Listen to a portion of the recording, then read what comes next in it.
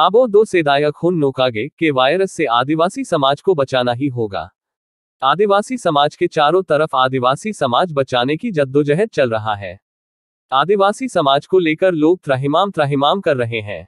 दशकों से समाज बचाने की चिलम चिल्ली जारी है, किंतु अधिकांश लोग जाने अनजाने में आदिवासी समाज के तथाकथित नेता कार्यकर्ता आदिवासी समाज को सुधारने के बजाय आदिवासी समाज को गर्त में ही धकेल रहे हैं। चूंकि उन तमाम लोगों के द्वारा आबो दो सेदायक हुन नोकागे के रूढ़ी विचारधाराओं के बलबूते समाज बचाने की एक नाकाम कोशिश में लगे हुए हैं। समाज बचाने के लिए खूब हाथ पैर चला रहे हैं। आज उन्हीं लोगों के हाथों में समाज की बागडोर है। उन लोगों के हिसाब से आदिवासी समाज में कुछ भी गलत नहीं है। न सोच गलत है, न आदिवासी समाज में कुसंस्कृति है, न ही समाज की व्यवस्था कहीं कोई त्रुटि है, न आदिवासी समाज में कोई गलत परंपराएं हैं और न ही कोई नई सोच को अपनाने की जरूरत है। लेकिन हाँ, समाज को बचाने की चिंता अवश्य है। समाज कोई मूर्त चीजें तो है नहीं कि उसे जैसे है जिस रूप में है उसी रूप में बरकरार रखा जा सके।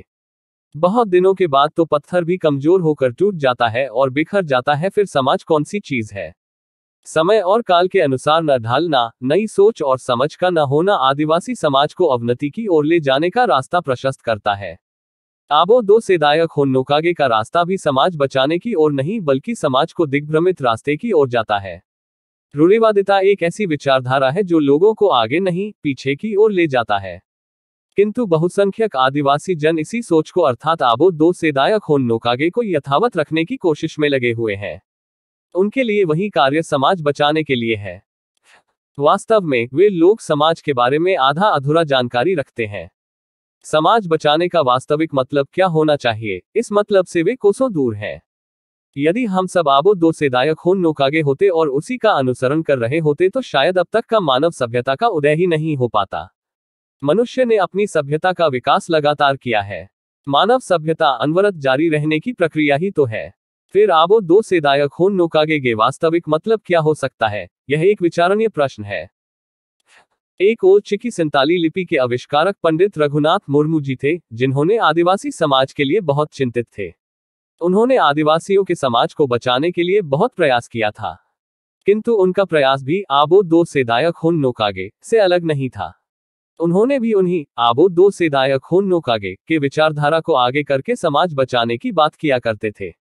उनके लाक्चर सेरिया यू दोबो यू गेया लघु पुस्तिका से उनके इसी सोच की प्रतिपुष्टि होती है। पंडित रघुनाथ मुर्मू ने लाक्चर सेरिया लघु पुस्तिका में नशापान के बारे में अपनी बात अभिव्यक्त किया है। उन्होंने उस लघु पुस्तिका में लिखते हैं कि जरूरत से ज्यादा हांडी का प्रयोग नुकसानदायक है। इससे साफ पता चलता है कि उन्होंने हांडी को अर्थात नशापान को समाज की बुराई के तौर पर स्वीकार करते हैं, किंतु समाज के डर से अर्थात विरोध के डर से हांडी के प्रचलन को समाज से दूर रखने की बात को स्पष्ट तरीके से रख नहीं पाते हैं। उसके बाद दूसरा नाम आता है शिबू सोरेन का। उन्होंने भी आदिवासी समाज के हालात को करीब से देखा और उन्होंने माना कि आदिवासी समाज बहुत दीनहीन की स्थिति में है। उन्होंने देखा कि आदिवासी समाज नशे की चपेट में आकर पूरी तरह से खोखला हो चुका है। आदिवासी समाज की स्थिति दिनों दिन खराब होते जा रहा है। उन्होंने आदिवासी समाज को सुधारने के लिए नशापान के खिलाफ आंदोलन छेड़ दिया। उन्होंने सोनोत संताल समाज की स्थापना करने की कोशिश की, किंतु ध्यान देने योग्य बात यह है कि सोनोत संताल समाज स्थापना के पीछे कोई विचारधारात्मक लड़ाई नहीं थी। यदि शिबू सोरेन को शराब से नफरत थी, शराब को समाज के लिए नुकसानदायक मानते थे, तो उन्होंने हांडी चोडोर का विरोध क्यों नहीं किया? उन्होंने लोगों को क्यों नहीं बताया कि नशापान का जड़ हांडिया चोडोर है? इन तमाम बातों से स्पष्ट होता है कि शिबू सोरेन भी आदिवासियों के रूढ़िवादी समाज से खौफ खाते हैं। उनमें आदिवासी समाज में मौजूद गलत परंपरा को गलत कहने से डरते हैं। अब जब वे राजनीति में आ गए तो उन्होंने नशापान के खिलाफ बोलना जरूरी नहीं समझा, चूंकि उन्हें अब सिर्फ आदिवासियों के वोट से मतलब रह गया है। आबो दो सेदायक हुन नोकागे के रास्ते पर आदिवासी समाज को जाने के लिए स्वतंत्र छोड़ दिया। उन्हें अब आदिवासी समाज से नाता नहीं, आदिवासियों के वोट से नाता कायम किया, चूंकि हांडिया, दारू और चाखना से ही आदिवासियों का वोट अधिक मिलता है। इसी को ध्यान में रखकर शिबू सोरेन ने नशापान के खिलाफ आवाज उठाना लगभग बंद कर दिया।